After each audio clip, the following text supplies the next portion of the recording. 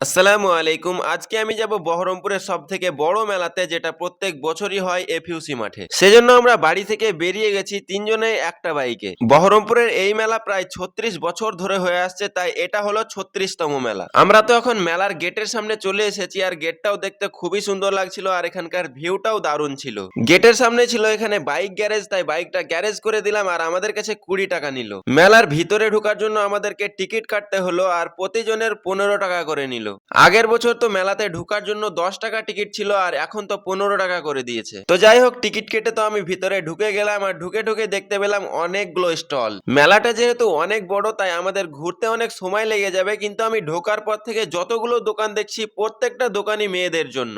Guys, মেলার ভিতরে ঢোকার পর থেকে তো আমার চোখে একটাও ছেলেদের জিনিস পড়েনি, প্রায় সবই মেয়েদের জিনিস। ভাবছিলাম আমি কোনো কিছু একটা কিনবো, কিন্তু নেওয়ার মতো তো কিছুই খুঁজে পাচ্ছিলাম না, তাই প্রত্যেকটা দোকানে আমি দাম জিজ্ঞাসা করে করে বেড়াচ্ছিলাম। ছেলেদের জিনিস তো কিছুই খুঁজে পাচ্ছিলাম না, তাই মেয়েদের জিনিসেরই দাম জিজ্ঞাসা করছিলাম, আর তুলনামূলকভাবে প্রচুর বেশি দাম নিচ্ছিল। তো যাই হোক, আমাদের নেওয়ার মতো তো কোনো জিনিস নেই, তাই আমরা পুরো মেলাটা একবার ঘুরবো, তারপরে কিছুক্ষণ পরে আমরা বাড়ি চলে যাব। অনেকদিন থেকে ভাবছিলাম মেলাতে ঘুরতে যাব, কিন্তু আমার কয়েকদিন থেকে এক্সাম চলছিল, সেই জন্য আমি আসতে পারছিলাম না। তো এখন মিডিলে কয়েকদিন ছুটি আছে, তাই ভাবলাম একবার ঘুরে আসি আর ব্লগটাও বানিয়ে আসি, কারণ আমার ভিডিও এখন স্টকে নেই। আমি যখন আসছিলাম তখন কায়েসকেও একবার ডেকে নিলাম, তাহলে কায়েসেরও ব্লগ ভিডিওটা হয়ে যাবে। আর আমি এদিকে ডেকে নিলাম সাইদুলকে আমার ভিডিও করার জন্য। আপনারা যে সমস্ত ভিডিওগুলো আমার চ্যানেলে দেখতে পান, সেগুলো সব ভিডিও সাইদুলই শুট করে। আমরা তো সবাই ভেবে নিয়েছি যে আমরা এখানে কোনো জিনিস কিনবো না, কিন্তু আমরা সব জিনিসই দেখে বেড়াচ্ছিলাম, কারণ দেখতে তো কোনো বাধা নেই। আমরা প্রত্যেকটা জিনিস দেখে বেড়াচ্ছিলাম, আর প্রত্যেকটা মালের কোয়ালিটি চেক করছিলাম, কিন্তু বুঝতে পারলাম যে দাম অনুযায়ী সত্যি অনেক ঠগা। তো যাই হোক, আমরা শুনলাম নাকি এই মেলাতে সব থেকে ইন্টারেস্টিং জিনিস হলো জলপরি শো। তো আপনারা সামনে যে পোস্টারটা দেখতে পাচ্ছেন, এখানেই নাকি জলপরি শো আছে। তো আমি ভিতরে ঢোকার জন্য এখানে টিকিটের প্রাইস জিজ্ঞাসা করতে এলাম, তো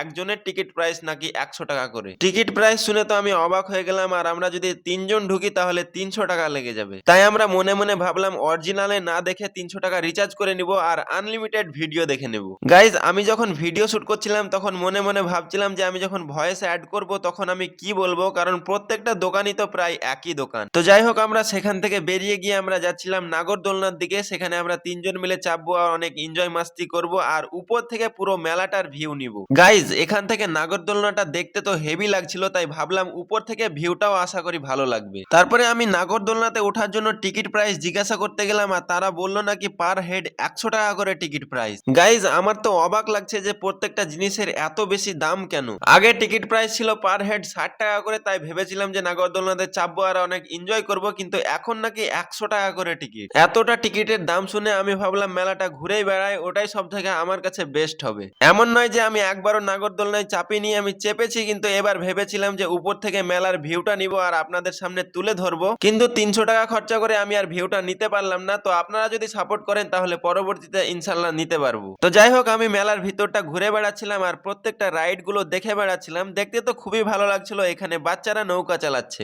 সত্যি বলতে বহরমপুরে এই মেলাটা ঘুরে কিন্তু অনেক মজা আছে, কিন্তু একটাই সমস্যা, প্রত্যেকটা জিনিসের অনেক বেশি করে দাম নিচ্ছে। গাইজ, আমার তো কোনো রাইডেই চাপা হলো না, তাই ভাবছিলাম যে দেখতে কি সমস্যা, সেই জন্য দেখে দেখে বেড়াচ্ছিলাম। আর এদিকেও দেখতে পেলাম রাইডে চাপার থেকে দেখার দর্শক সব থেকে বেশি। টিকিটের দাম শুনে তো এখন রাইডে কেউ চাপছে না। আগের বার যখন এসেছিলাম তখন আমাকেও এই নাগরদোলনাতে লাইন দিয়ে চাপতে হয়েছিল।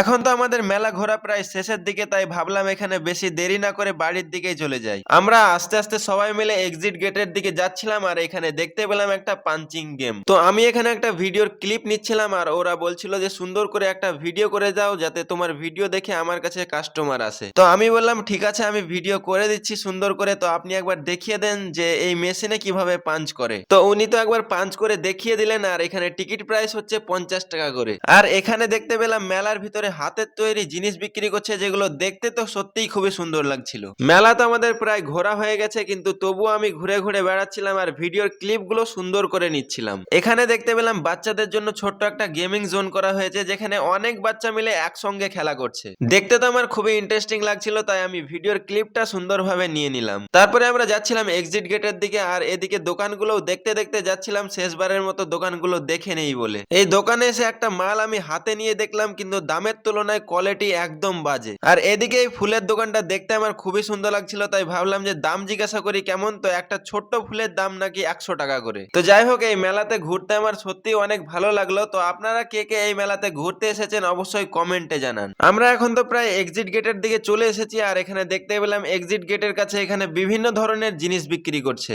জিলাপি থেকে শুরু করে আরো বিভিন্ন ধরনের জিনিস যেগুলো মেলায় বিক্রি হয়। তো গাইজ আমি তো ফাইনালি মেলা থেকে বের হয়ে গেলাম। তো ভিডিওটি আপনাদেরকে কেমন লাগলো অবশ্যই কমেন্টে জানান। তো ভিডিওটি আমি আর বড় করছি না, এখানেই শেষ করছি। তো দেখা হচ্ছে আবার নেক্সট ভিডিওতে।